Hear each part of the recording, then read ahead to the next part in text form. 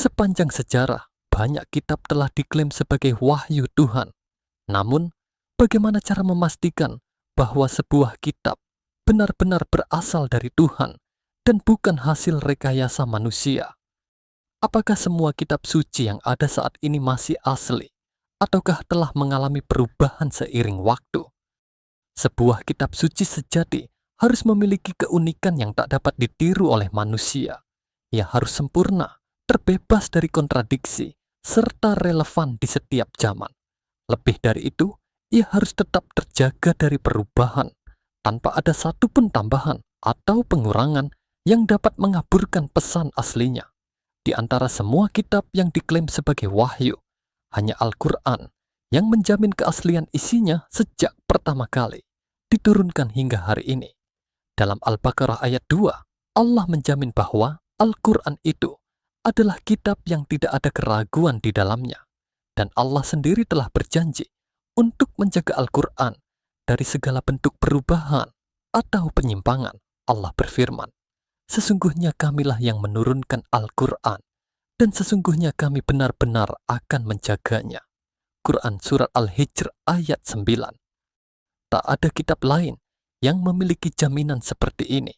Sementara kitab-kitab lain telah mengalami perubahan teks, revisi, atau bahkan kehilangan bagian aslinya, Al-Quran tetap terjaga dalam bentuknya yang murni, dihafal oleh jutaan manusia, dan ditulis dengan teks yang sama di seluruh dunia. Dari zaman dahulu hingga sekarang, tidak ada yang berubah sedikit pun. Bahkan sampai ke tanda baca titik dan komanya, tidak ada yang berubah sedikit pun. Lantas, apa saja syarat yang harus dimiliki oleh sebuah kitab agar dapat disebut sebagai wahyu Tuhan yang asli? Mari kita telah lebih dalam. Syarat pertama, bebas dari kontradiksi dan kesalahan. Firman Tuhan harus sempurna dan tidak boleh mengandung kesalahan atau pertentangan dalam isinya.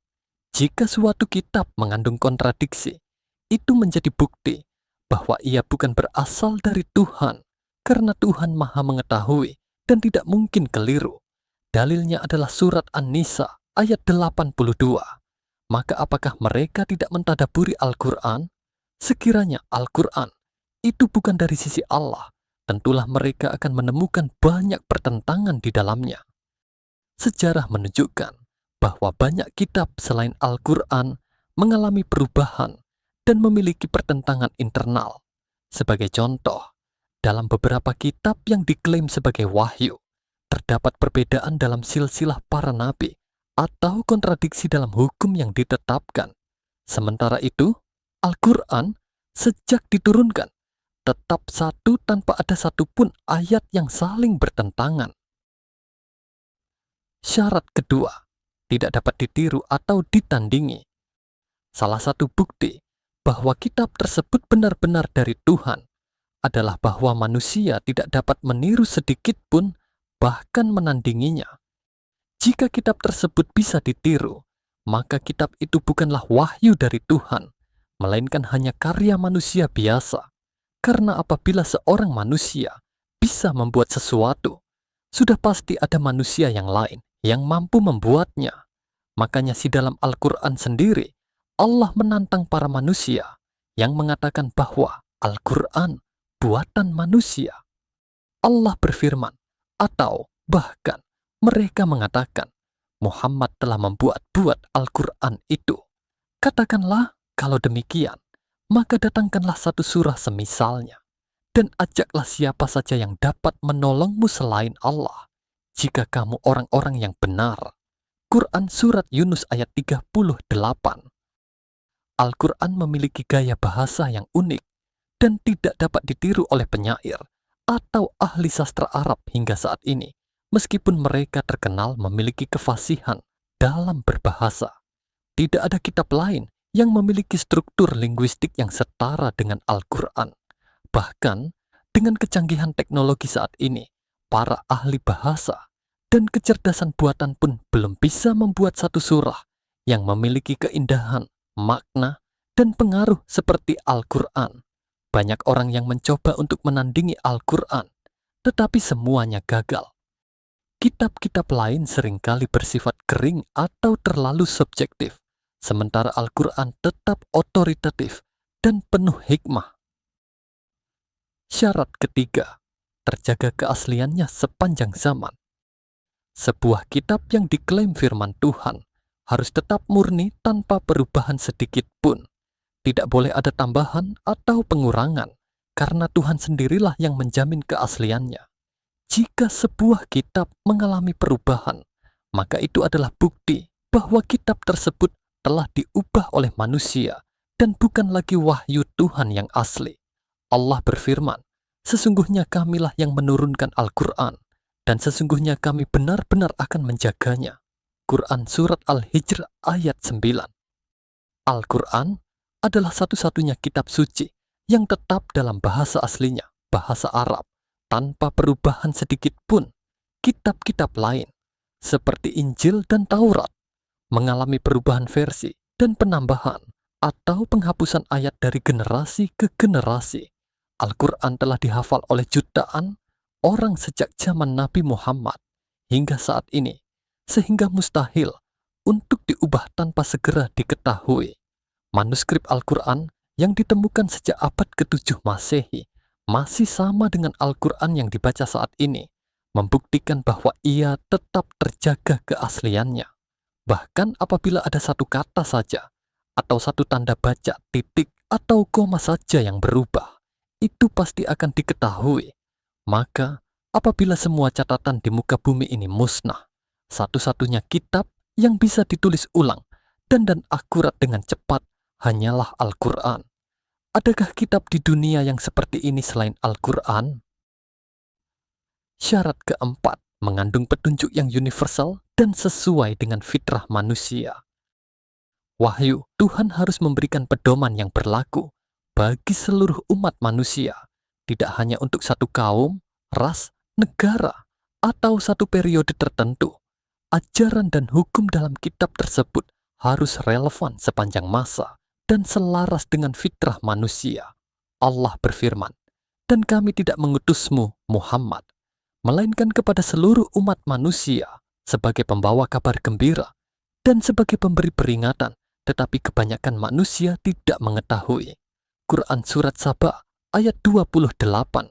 Al-Quran memberikan petunjuk yang tidak hanya berlaku bagi bangsa Arab, tetapi untuk seluruh umat manusia di berbagai tempat dan zaman. Hukum dalam Al-Quran mencakup berbagai aspek kehidupan, mulai dari ibadah, sosial, ekonomi, hingga hukum pidana, yang tetap relevan di era modern.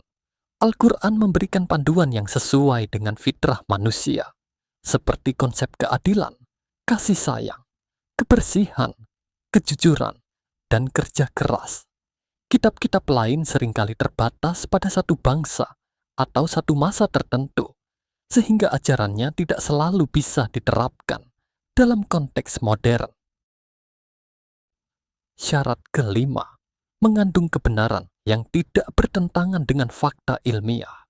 Sebuah kitab yang berasal dari Tuhan tidak boleh mengandung kesalahan ilmiah, karena sejatinya Tuhan adalah Maha mengetahui segalanya.